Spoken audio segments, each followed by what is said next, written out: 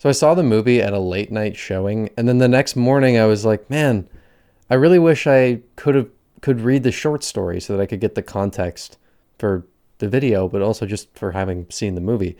And then I remembered I had a copy of Stephen King's Night Shift, and turns out that's the golden ticket. It was in there. That worked out well.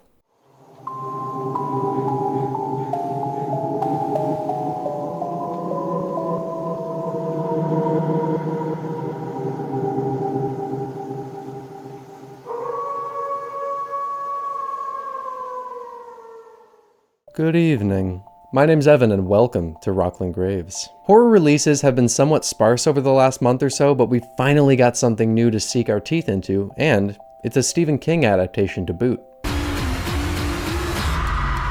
One of my favorite horror movies of 2020 was an indie film called Host. It was made during the first lockdown by a group of friends in isolation and took place entirely on a Zoom call. I was really impressed by the fact that the production had to be done completely remotely, and the result was one of the more memorable and tense found footage films in recent memory. The Boogeyman is something that I've been drawn to since I was a kid. There's so much eerie mystery surrounding it, and in many ways it's a manifestation of all the things that scare us as children. Hell, I've played the Boogeyman game on Steam more times than I care to say. It's an intense and atmospheric game that can require a lot of focus, and the vibes are so creepy. For those reasons, I've been anticipating Rob Savage's adaptation of Stephen King's short story, and the stars aligned. I got to see the movie in a relatively quiet theater because the new Spider-Man movie was also out that night. The film was directed by Rob Savage and written by Scott Beck and Brian Woods, and tells an expanded version of King's short story. The source material is only 19 pages long, and instead of telling the same narrative but in more detail, the film uses a slightly modified version of the short as a catalytic scene to tell a new story. It's the thing that comes for your kids when you're not paying attention. We follow a family who are working through a tragedy that's driven a wedge between them, and as they try to find some clarity in their situation, something malevolent latches onto them, drawn in by their vulnerability, and they soon face a threat that will force them to confront everything they've been afraid of. The movie makes a fantastic first impression with a really shocking scene that is shot in such an interesting way. Rob Savage's previous work was found footage, and while he's clearly quite good at that, my God does this film let him show off his capabilities as a director. It feels like he was confined by that style of filmmaking, and now that he's got the chance to be more creative with the camera, he's throwing everything he has at it. The opening shot is great, and throughout the runtime, the camera work continues to be intentional and thoughtful in such interesting ways. A lot of it is slow pans or zooms that move around the room in really creative ways, and then we go handheld for the more tension-filled scenes to put you on edge. The shot composition is just incredibly satisfying to look at, and the way that this movie uses lighting and focus to build tension worked really well. I really liked how the movie used unreliable or inconsistent sources of light. I'm not really sure how else to word that. I'm keeping this video spoiler free, so I won't go into detail about this, but there's a way that a moon lamp is used by one of the characters that was such a creative way of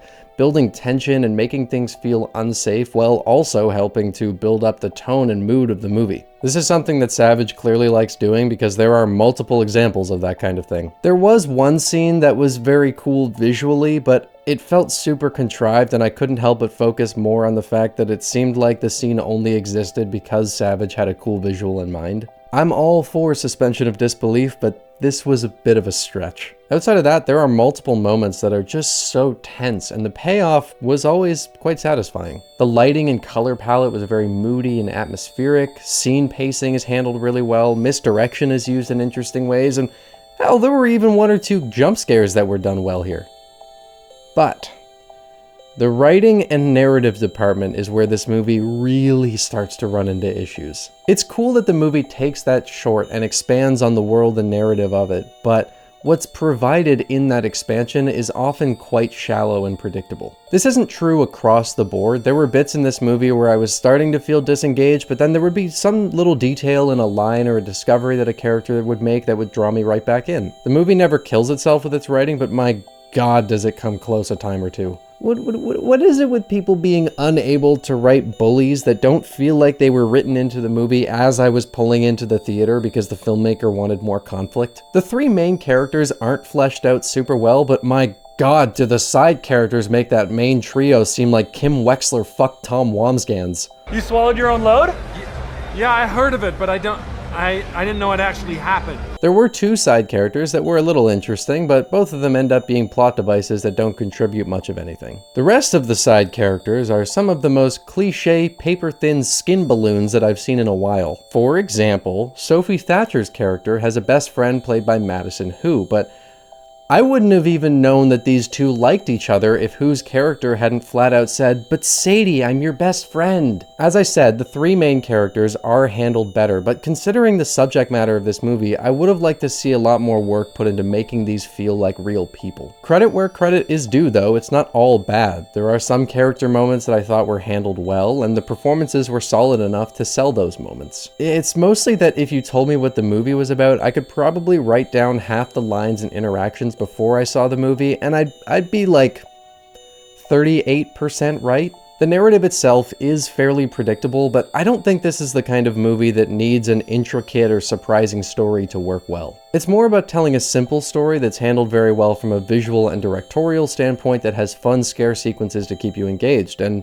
where that's concerned, this movie succeeds. Moment to moment, it's a fun watch, and at the end of the day, I'm just a bit of a sucker for these kinds of movies. I love the spooky, supernatural mystery the characters have to find a way to uncover and overcome. I don't want to end on a sour note, so because I gave so much praise to the visual side of the movie, I don't want to leave the success of the audio unsung. The sound design really stood out to me in the theater. There's one scene in particular where it seems like the Boogeyman is trying to practice imitating one of the characters, and it was so creepy and unsettling, and a lot of that is thanks to the very well done sound design. That sort of unsettling sound design is present throughout the movie, and I feel like audio often doesn't get enough praise, so I wanted to take a moment to really make sure that I talked about that. The score was also good, albeit not the most creative.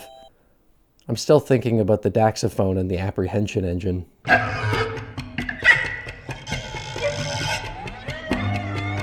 Every year in October, I make a list of at least 31 horror movies so that I'm watching at least one horror movie every day for Spooky Month. I like to get a variety of subgenres on that list, and of course, there is variance in quality. Once I get the defaults on there, like Halloween, The Exorcist, Trick or Treat, Behind the Mask, and for some reason now, The Possession? I don't know how that happened. I'm gonna have to talk about that movie at some point. Once those are on there, I start throwing on good old tried and true entertaining supernatural movies. I think this movie's gonna make the list this year, and it'll be a solid risk-free watch that'll stand out for beautiful direction and fun scare sequences. If you've been feeling a horror-sized hole in your chest lately, then this movie's definitely worth checking out. I'm gonna pick it up on Blu-ray. I do want to take a second here at the end of the video to mention that the channel recently hit 300 subscribers, which is really awesome, and I wanted to thank you guys for that. These videos take a lot of energy and time, and seeing that kind of growth is just a great motivator to keep putting out videos that I'm proud of. I'm also planning on expanding the channel out from just doing straight up horror movie reviews. I have more things in the world of horror to talk about, and I'm really excited to share some of those projects with you when they're ready. Until then, thank you for stopping by Rocklin Graves. I hope you've enjoyed your stay.